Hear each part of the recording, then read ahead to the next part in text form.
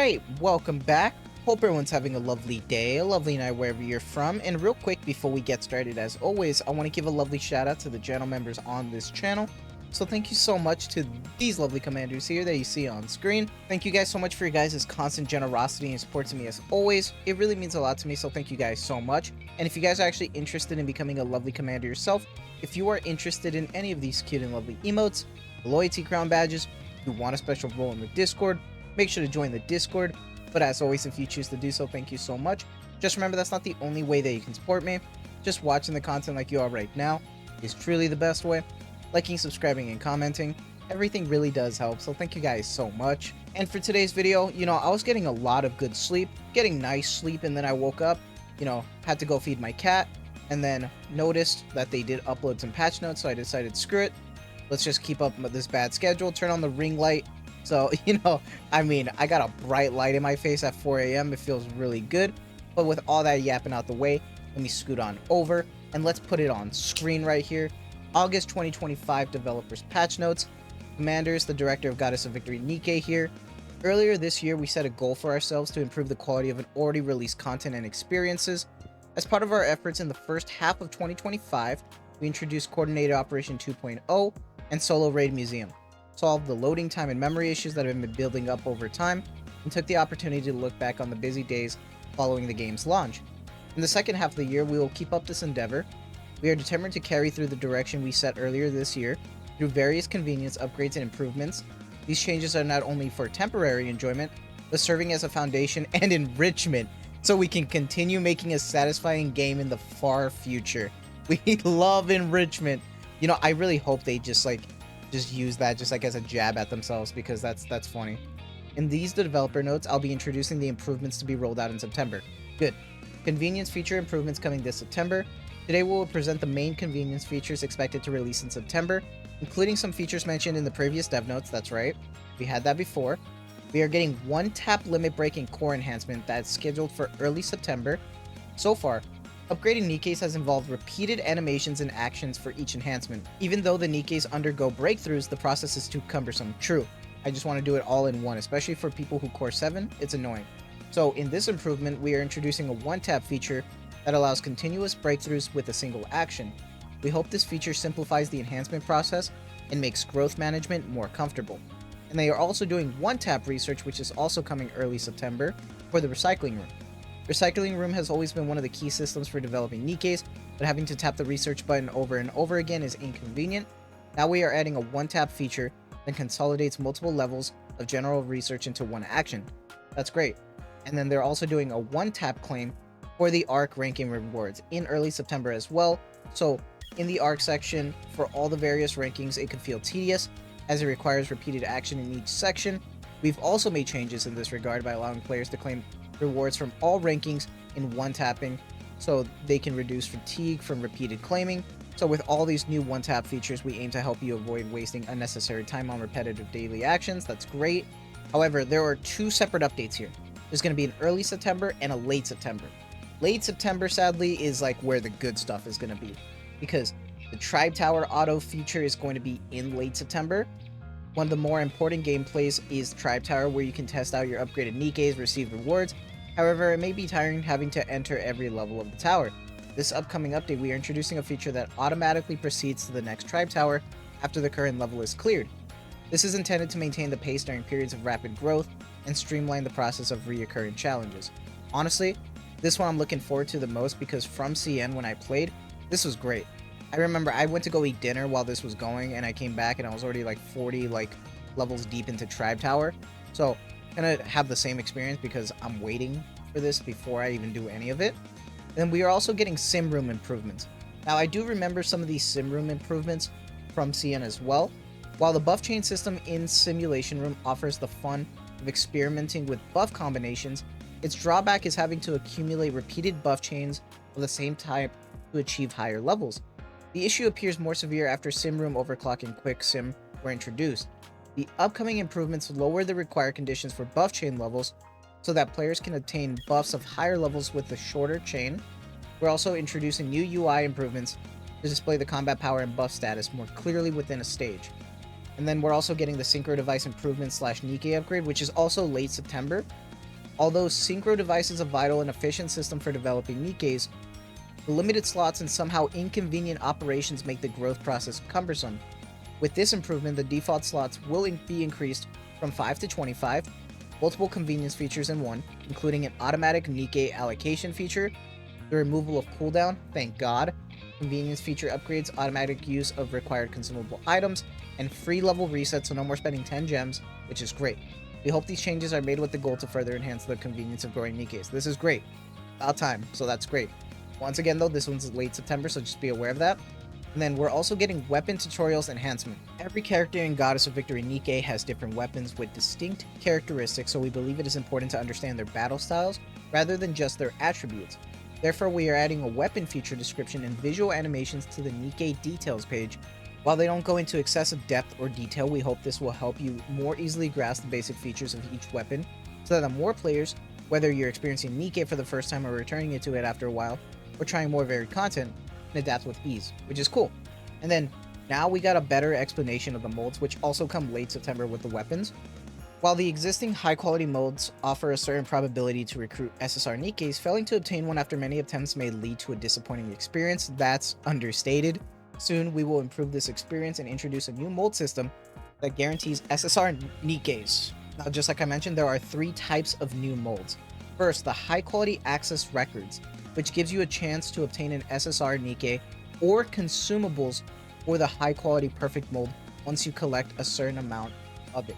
Now, this is what was, I believe, in actually CN, which either gave you the SSR or it gave you the consumable.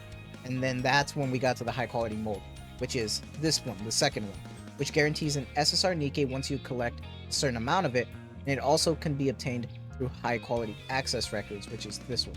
And then now the manufacturer's perfect mold, which guarantees an SSR Nikke from the corresponding manufacturer, Legion, Missile, etc., Pilgrim/Overspec, which is great.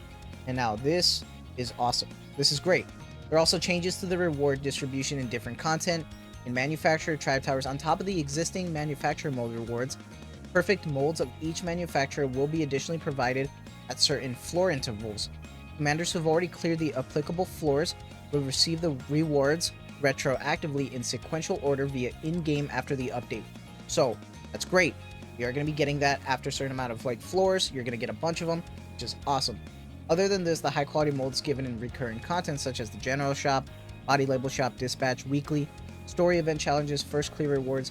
However, one-time content such as campaign, infrastructure core, and the day-by-day event will continue to provide high-quality mold rewards. I see. I wonder if that was too much of a pain in the ass to change, so they just said, fuck it, we're just gonna keep that, unfortunately.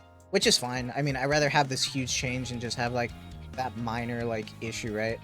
High-quality molds included in items sold at the cash shop will also be replaced with high-quality access records, but manufacturer molds in the pop-up packages offered after manufacturer tribe tower levels are cleared remain unchanged. Please note that existing high-quality molds in your possession will remain as they are.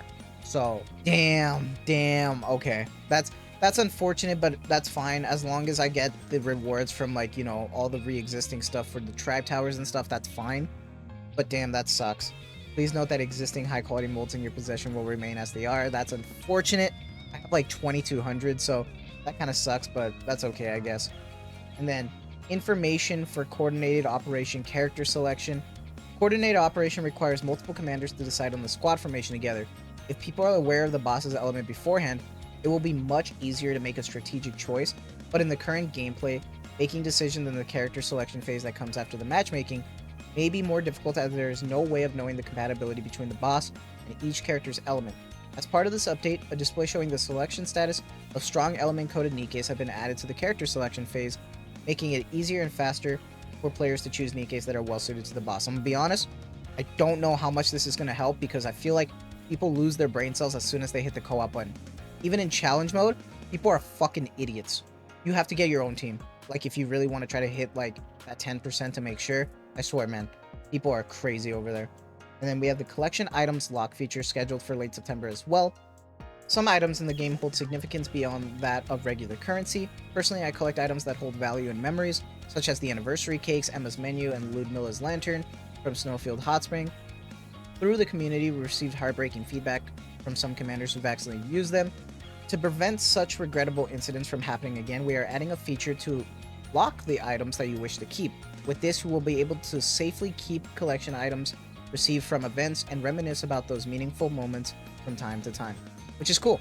I always hang on to these items and I never use them, so maybe I'll actually be able to use some of these items that actually gave me like synchro items and skill mats, but I can lock it and just keep the item, which is great. That's what I want to do.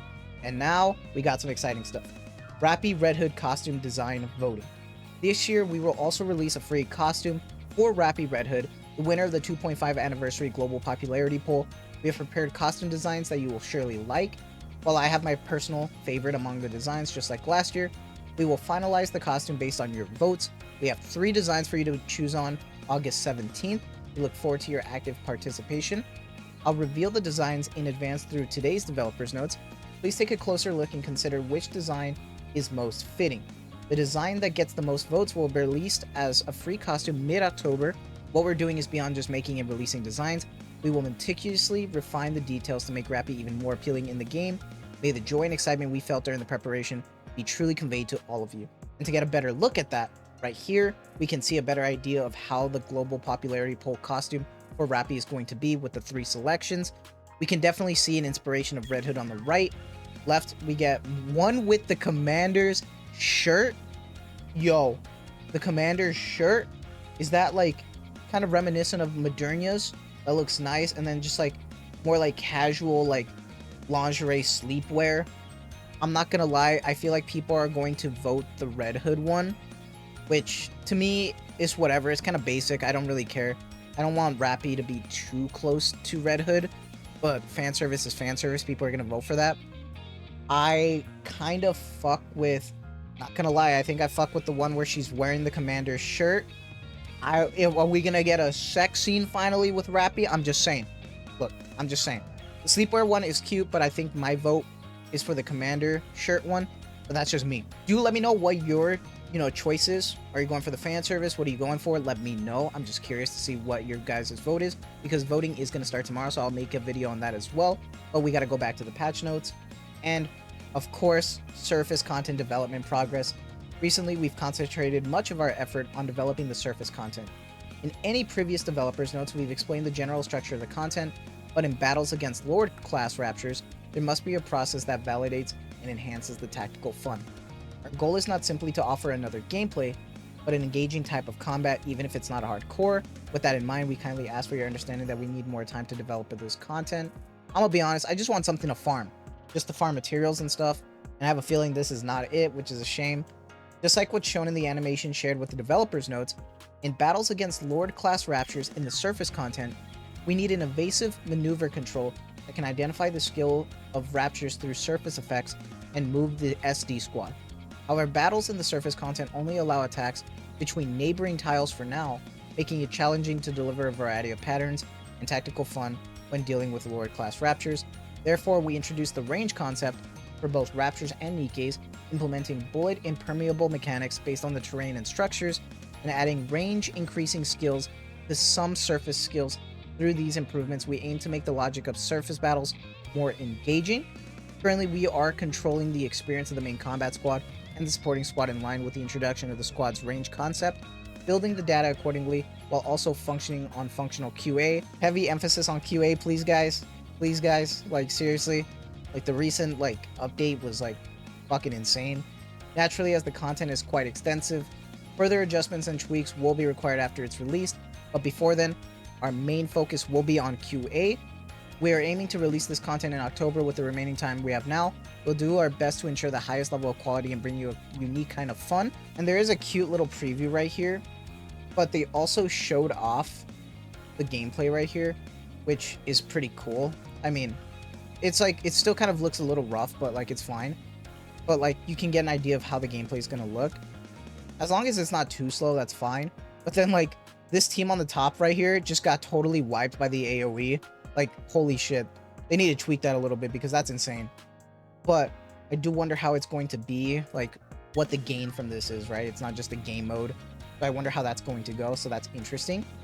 But some really exciting stuff that I saw in these patch notes. Bunny Girl costume rerun. In September, the 2025 Bunny Girl event, Coins in Rush will commence, baby.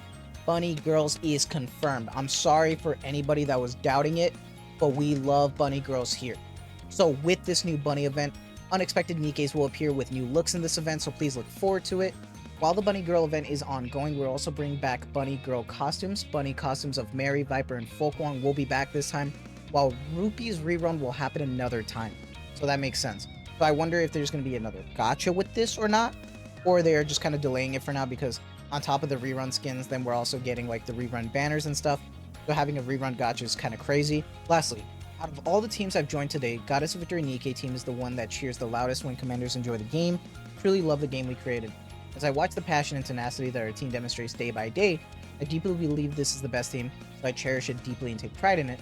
I want to take this moment to extend my gratitude to the developer staff who are diligently working behind the scenes to prepare content for our 3rd anniversary and even for the 3.5 anniversary. We are definitely not perfect, but our love for games pushes us to keep learning and improving, and we treasure every process aimed at achieving better outcomes in the future. We will infuse every build and update with the sincerity and hard work we've gathered and do our utmost to give you better experiences. And of course, we're truly grateful to all the commanders who have been with us on this journey. Your encouragement and suggestions have always been our greatest source of strength, and they will continue to serve us, steadfast lighthouse that lights the path ahead of us. In return for your trust, we keep striving to build a Goddess of Victory Nikke that will be both your pride and delight.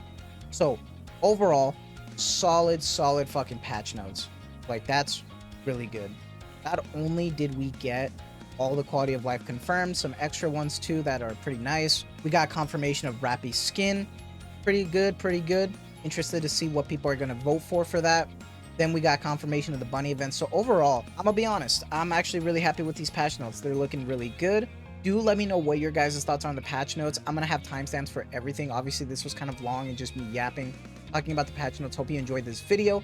Bit of a different one, more chill. Hope you enjoy that. But that is going to be it from me. So I hope you guys have a lovely day, lovely night wherever you're from. And as always, thank you so much for the constant support. Take care and have a good one.